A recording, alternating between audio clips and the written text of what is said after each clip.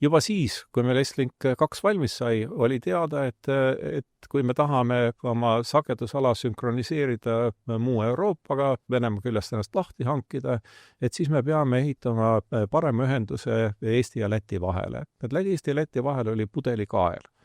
Ja kus minu meelest tehti viga, see oligi seesama pudelikaela likvideerimisest. Et sünkroniseerimiseks oli vajalik see pudelikael likvideerida, aga me oleks pidanud käituma nii, nagu soomlased meiega käitusid, kui me Estlink 2 ehitasime.